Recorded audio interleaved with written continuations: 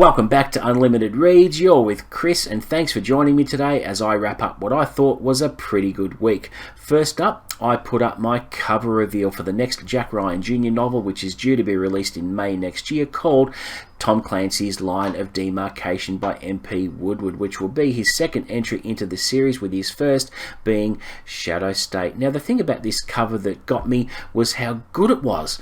The art quality is sensational. I do go into a bit of detail on what I liked about the cover, but lately I have been enjoying the US covers more so than the UK ones. The US ones have just gone all next level, and in the video I do mention what I like about the video in terms of the color usage, the fonts that are used, and more importantly the classic cross-hatching technique, which gives a really good dimension to the covers and gives them a really good technical aspect, especially with the mirror over the water with the helicopters and the explosion and fire. It's really impressive, and I haven't seen the UK cover yet. I'm not quite sure when it's going to be revealed, but yeah, at the moment I think the US covers do have a slight edge over the UK ones, and I was really impressed with it, and I was happy to share my thoughts with you on that. I also finished and reviewed Of Blood and Fire by Ryan Cahill, the first book in his Bound and the Broken fantasy series. It ticked a lot of boxes for me. I loved it, and I can't wait to continue reading the series, which will be at the start of next year. I have already ordered my copy of the second book, Of Darkness and Light, which will be coming from the US and will arrive in my mail hopefully next week. But the writing was so good, the characterization was excellent, the action and the stakes was top notch, and the lore and legendary depiction of Etheria, Ryan Cahill's world, is amazing. And the thing about this video which was equally satisfying was how YouTube promoted it for me, because I ended up getting, at the time of filming this, 73 views of the video, which is great for my channel. It's a bit of a novelty really, and it's becoming more and more common where some of my videos are being snatched up by YouTube and promoted, getting more eyes on the videos, which is very humbling, and I'm very grateful for that, because a similar thing happened with my review for Tress of the Emerald Sea by Brandon Sanderson, and currently at the time of filming this it's sitting at about 115 views, which is very I'm really appreciative of that, and really appreciate YouTube snatching up the videos and putting more eyes on them. So I must be doing something right.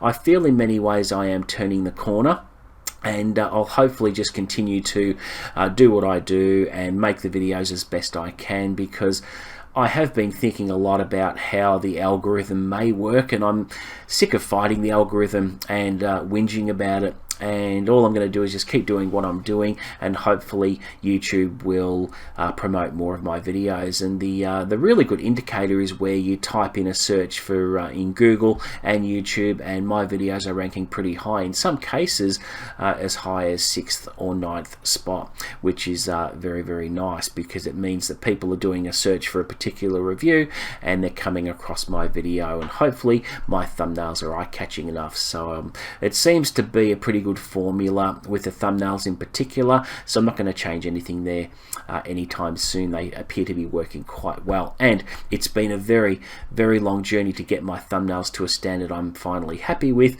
because if you see some of the earlier thumbnails you will cringe, because I was very green when I first started BookTube.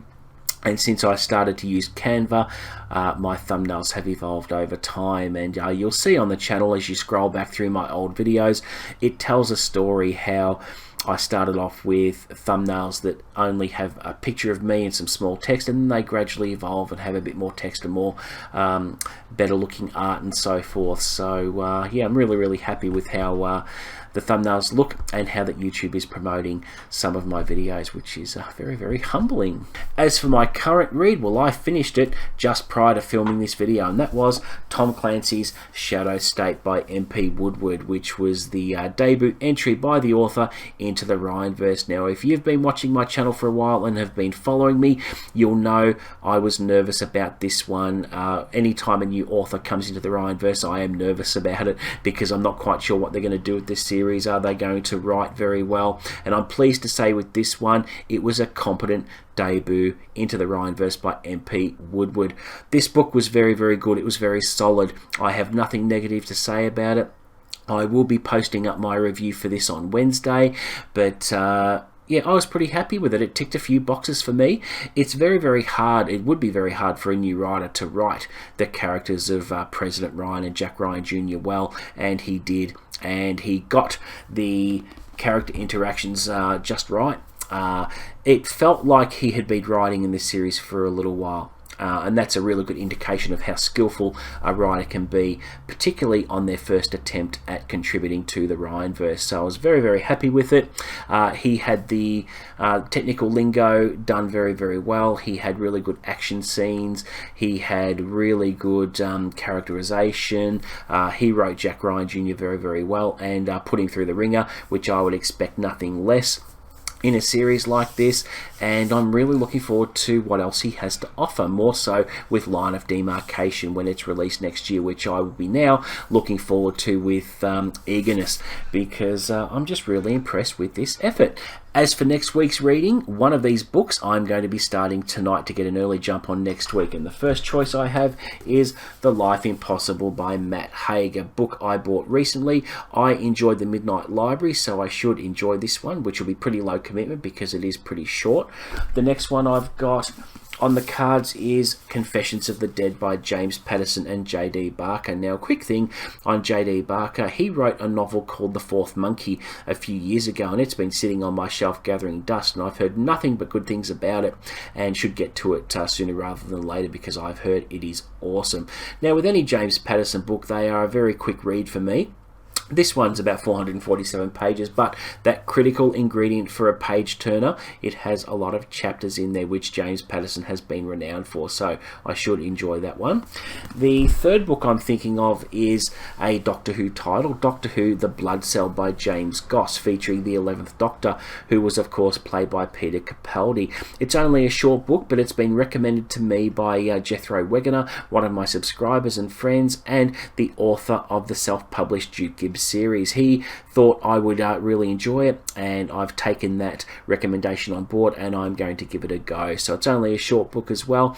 I may read the Loch Ness Doctor Who or the Loch Ness Monster by Terence Dix, which features the 4th Doctor, and I might squeeze in another Doctor Who title, which will mean by the end of next week I could have read 2 or 3 books, which will finish my month fantastically, and it will mean I would have read about 7 or 8 books coming out of that dreaded reading slump, which is safely in my rearview mirror.